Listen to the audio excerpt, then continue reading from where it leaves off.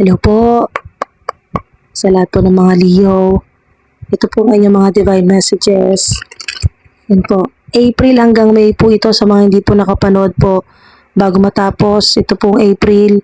Yan po, habol po kayo sa mga hindi po nakapanood nito pong April 2025 hanggang May po. Katapusan ng May or hanggang bago matapos po itong May ay napanood po niyo itong video na to. Sign or confirmation po ito na para po sa inyo ito mga doon na mga mensahe. Or kunin nyo lang po kung ano po yung nagre-resonate po sa inyo or may connection po sa vibe or frequency or energy po ninyo. So, wow. Wow, mga dude. Ace of Wands. Ace of Wands, napakagandang mensahe, napakagandang reward o regalo. Babalik ang strength, babalik ang creativity. Makukuha mo yung mga nawala sa'yo, babalik sa'yo, multiplied at cleansed na rin po. Or sa mga nakakita po ng 111, lalo na ng 111, new beginning sa mga nagsisimula or magsisimula. Tingnan nyo to, bottom of the deck. Victory to. Kunin na natin to. Pinagpapakuha na. Victory. Six of Wands. Ace of Wands. Kung meron kang sinimulan, ito'y magiging resulta. Victory, success. Public recognition. Wow. Mara din po na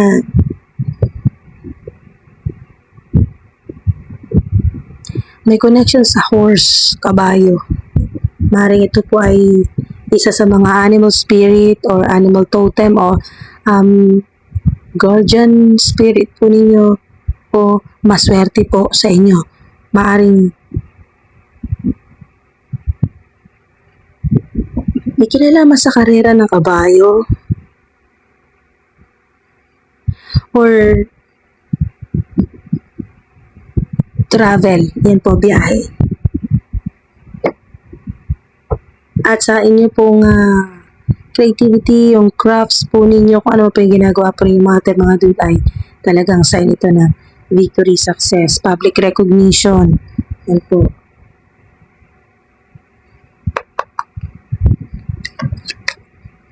Napakagandang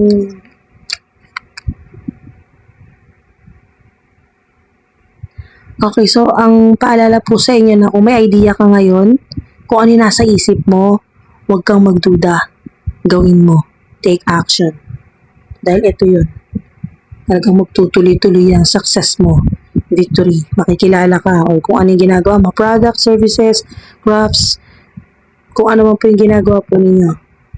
Or ikaw mismo makilala. Ikaw mismo makikilala. Public recognition. Wow. May kinalaman din po sa sasakyan. Maring edad nyo to, 61. Or may anak po kayo na 16 or magsi-16 na po ang edad. 61 po kayo, edad po niyo or magsi-61.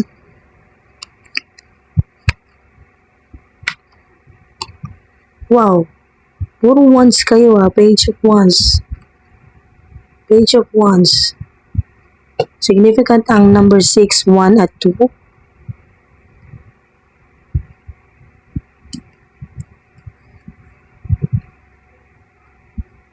One, two, six, significant. 1, 2, 6, 1, 1, 1, 2, 2, 2, 6, 6, 6, so 12, 26, 21, 62, 22 or 222, 1 ulit. Wow. Maaring madalas yung makita itong 111 o 1111. Angel number 111. Overflowing. Wow. Hindi lang ito pera. Hindi lang ito prosperity. Kasama na rin dito yung new friendship, beauty, self-love, pleasure, yan po. Yung unconditional love, romantic partner, yan po, kung minamanifest po ninyo, romantic partner, yan po. Maaaring sign din po na kung siya po ay water sign or fire sign. Significant din po ang number 11 or 112. O meron po kayo nitong ganito pong number, angel number sa inyo pong address, so home address, bank account number, cellphone number, plate number, or meron din po dito na 1126. Search nyo po, do your own research, angel number 1126. Or ito po yung madalas po ninyong makita na oras, 1126. Search nyo po ano po meaning nito. Yung meaning po, depende po sa inyo na. Search nyo po kung ang hinahanap po ninyo na meaning ay 1126 sa love po ba yan? Sa romantic po ba yan? Or sa kalusugan, sa pera, sa career, sa negosyo? Yan po. Sa mga naniniwala po kay Jesus Christ, kay Jesus, yan po.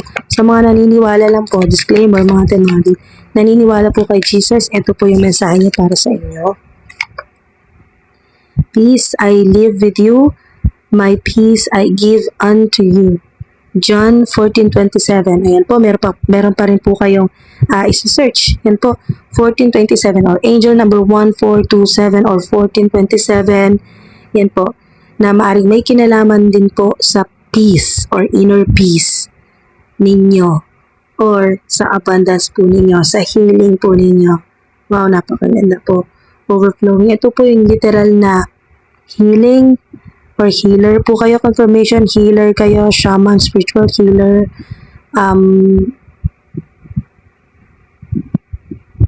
oo, kasi si Jesus ay healer din po siya. Si Jesus po ay healer. Meron din po sinasabi dito na wow, na descendant po kayo.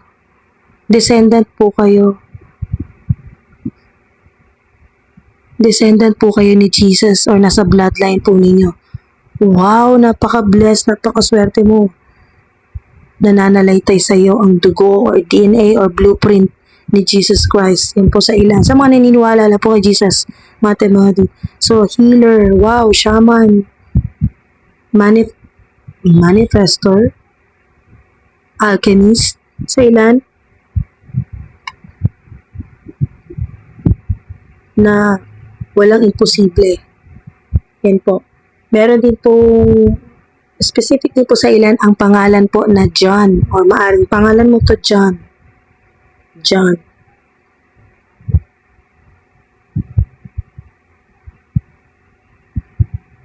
Okay.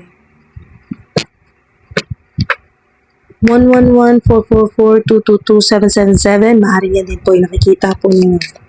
Okay, sa isa pa, pahabol. Okay. 3. May pahabol siya ng mga mensahe. May pahabol si Jesus na mga mensahe sa inyo. 3. Ask and you shall receive, that your joy may be full. Yan po. Basta humingi ka. Ayan o. Sobrang literal talaga yung mga sagot. Ask and you shall receive. Sobrang literal yung mga mensahe sa inyo. Literal na humingi ka, eto, binigyan ka. Marireceive mo. Inaabot sa'yo. Ayan po. Mula po yan sa higher power, creator, kung paano nyo man po tawagin. Basta kung ano po yung alam po ninyong connection po ninyo kay God, sa higher power. Yan po sa creator. Yan po. O sa spirits, sa mga angelic beings. Marireceive mo talaga. Ito yung confirmation na inaabot sa'yo or ipapadala sa'yo ng divine universe. Basta humingi ka. Ask and you shall receive, that your joy may be full.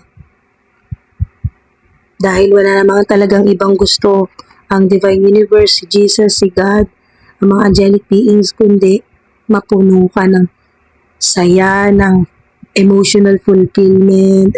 Emotional fulfillment yan. Healing, magkaroon ka ng peace. Peace.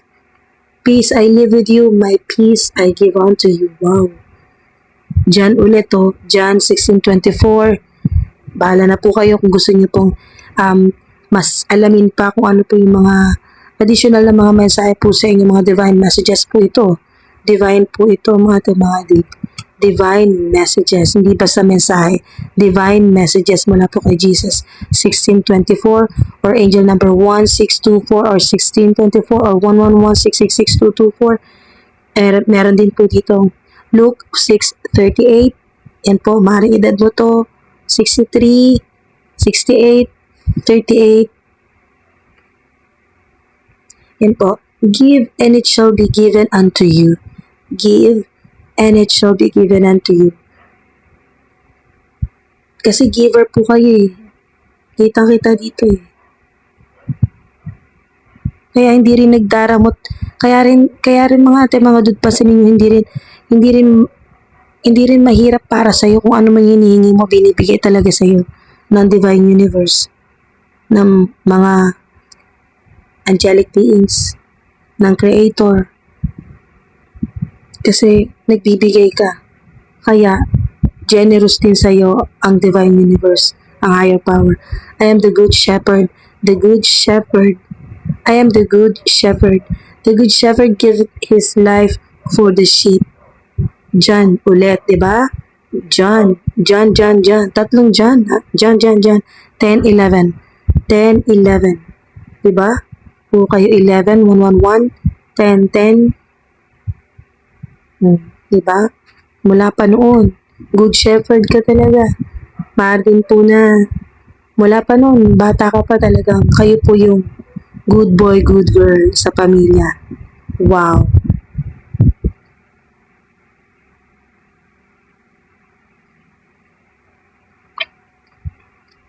Holy angels, Holy spirits. Quiet retreat.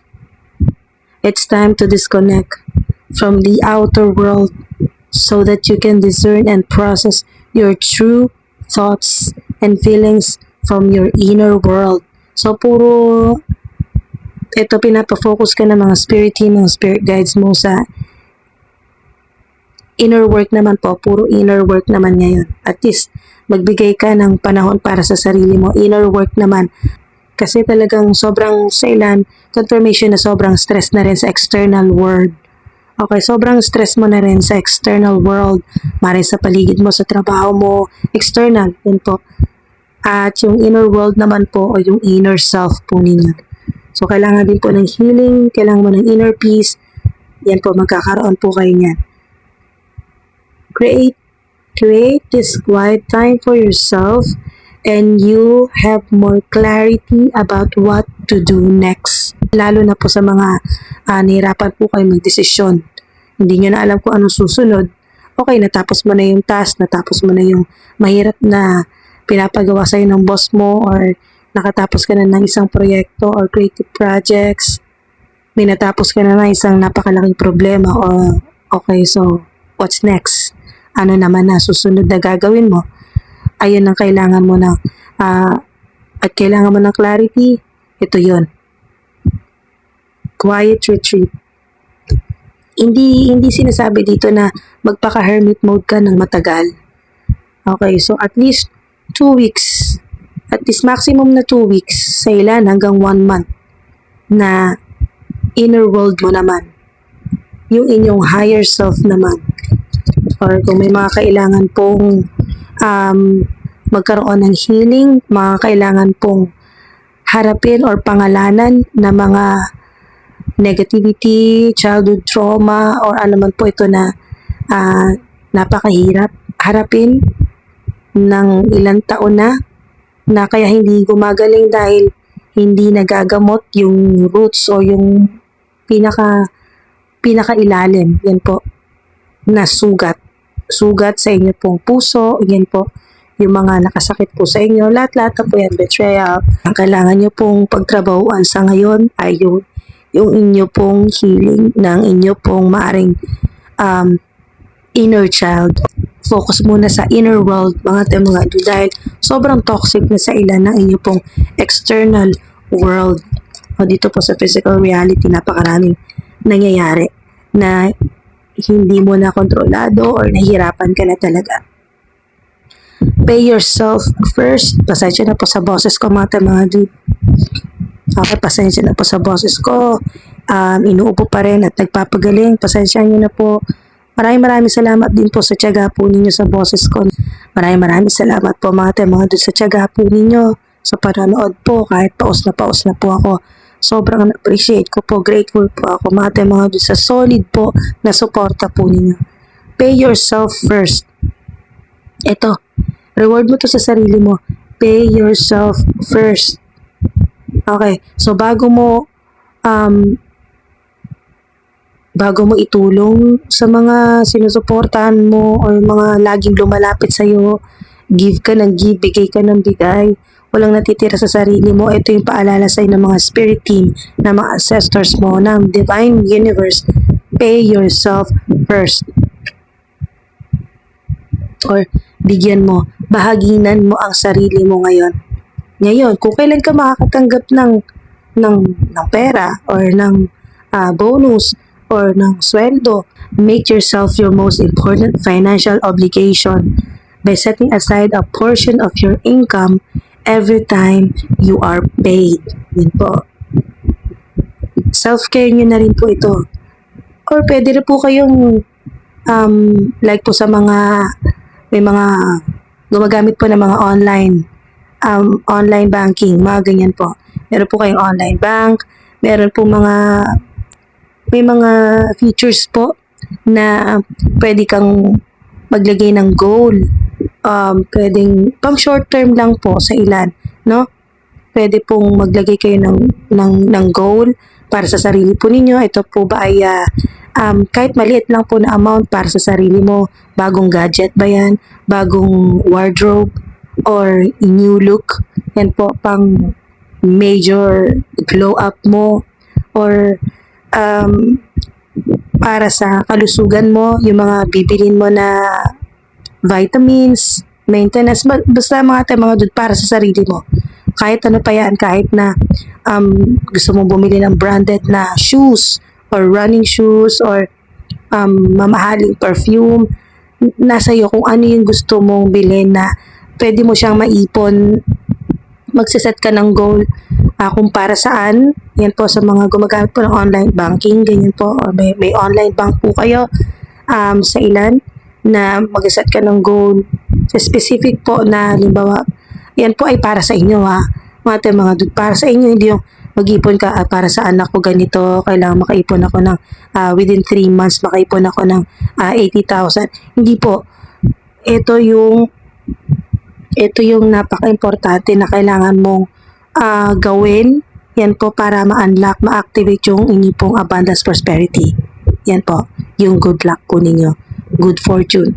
Ito po yun. Napaka-importante nito na marinig nyo po ito na ito pala yung isa sa paraan para mas madaling mabuksan ang mga opportunities, ang abundance, prosperity, good luck, good fortune mo. Yun pala ay isa sa pwede mong gawin. Kayang-kaya mong gawin. Malit lang na portion. Okay? Huwag kang ma-pressure na kailangan sa loob ng 3 buwan meron ka ng 50,000, may 100,000. Hindi po ganun. Nasa iyo. Okay, ikaw yung may control. Kung halimbawa mag-set ka ng goal sa bangko mo, mag-set ka ng goal na automatic po ito na deduct sa inyo pong salary na sa sweldo po ninyo, or sa ilan talagang manual mo siyang ilalagay. Halimbawa, kumita ka ng medyo malaki-laki, magbigay ka sa sarili mo. Manual, yan po, ihulog mo sa bangko mo. Or sa ilan, depende sa'yo kung hanggang kailan yung target po ninyo, kung kailan nyo po gustong kunin, ganyan po. Kung kailan mo gustong bumili ng bagong gadget or ng sasakyan, depende sa'yo. Or magkaroon ng financial freedom, depende sa'yo. Pamasahe mo ba ito o ticket mo ito sa ibang bansa para magliwaliw naman, mag-relax, mamasyal. Yan po, reward mo sa sarili mo. Nasa iyo kung hanggang kailan mo pag-iipunan. Yan po, basta goal mo yon, pwedeng manually mo ilalagay or automatic madededuct sa bangko mo, madededuct sa salary mo, para at least wala ka nang iisipin. May panigurado na nakatabi para sa sarili mo. Napakaganda niyan mga hindi po yun para sa lahat, napaka-specific po nito, lalo na sa mga gumagamit po ng mga ganyan po. No? May online bank, meron kayong app sa cellphone po ninyo. Basta bago natin tapusin tong inyo pong mga divine messages, bago natin isara ang portal, isip po kayo ng 3 questions. Itatanong po natin sa inyo po mga spirit guides, sa mga ancestors, o sa divine universe, divine highest white light. Reconsider. So may sword dito, nandito yung protection po ninyo, malakas na protection. Reconsider na maaring merong offer sa inyo noon. Okay. Meron specific dito na may offer. May offer last year. Okay? 2024 June, merong November, merong February, merong December na may offer noon at maaring hindi ka pa handa or hindi ka pa hindi pa buo yung desisyon mo, pero kung kasalukuyan ay naghahanap ka, pwedeng i-reconsider mo to. Sa kung ano man po itong tinutukoy ng spirit guides or spirit guide or guardian angel po nila. May mensahe sa'yo na kailangan mong i-reconsider. Ano po ba yun? Kayo po nakakaalam nun, mga temagid, kung ano po yun. Kailangan mong i-reconsider. Let go. Yan po, let go. Ano man po ito na kailangan mong i-let go? Takot? Duda? Sama ng loob? Galit? Let go mo na yan. Negative energy? Bigat? Kung ano man po itong burden na dala-dala mo pa rin hanggang ngayon, let go mo na yan. Choose a new direction. Bagong career path, bagong negosyo, bagong creative project, o maaring relocation po ito, bagong lugar naman po kung saan ay mas magiging lahat ng gagawin mo ay talaga naka-align sa purpose mo, sa divine purpose mo, or sa kung ano yung gusto mong gawin. Napakaganda nito mga temang. Choose a new direction. Meron dito tinuturo ka sa bandang east. So maring ito yung kung meron kang negosyo nakaharap sa east or southeast or northeast. Ang sinasabi dito east, southeast, northeast. Okay. Siguro ito yung okay, so ang sinasabi dito ay ano man po itong saan ka man pupunta or bahay. Meron dito sinasabi na napaka-importante ng direction. Kung saan ka nakaharap, kung saan nakaharap yung pinto mo, yung main gate, or yung bahay mo sa nakaharap sa sikatan ba ng araw. Napakaswerte. Blessed. Yan po. So, maaring career path din po yan, bagong trabaho, At sa pangalawa,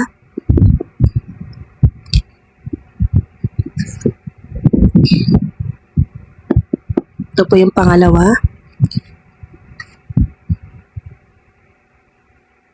Ganda nito You will find out, okay, you will find out everything you'll need to know.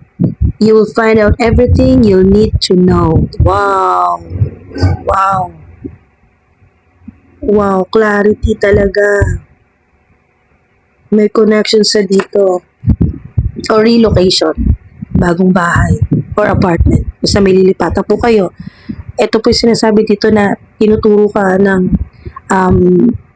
guardian spirits mo sa east, southeast, northeast. Yun po yung sinasabi. Ito po yung mga direction na malinaw dito. Okay. Tama-tama. Meron din compass dito, di ba? North, south, east, west. So, sa mga may ready, okay, so kung hindi pa po kayo ready sa 3 questions po ninyo, pause nyo po muna ito video na to. Kung meron na po kayo, tuloy na po tayo. So ito po yung unang sagot po sa inyo pong katanungan. Be delightfully sure of it. Be delightfully sure of it. Ayan po. Sa soul retreat or quiet retreat po ninyo, no? And create this quiet time for yourself and you'll have more clarity about what to do next. Para di po kasi na bagong route po ito o bagong ruta bagong lokasyon. Tinuturo ka sa kung saan mas magkakaroon ka ng malinaw na desisyon o kung ano yung mga susunod mong gagawin. Okay, so maganda to. Ano man po yung tanong po ninyo, you'll find out everything you need to know. At sa pangatlo,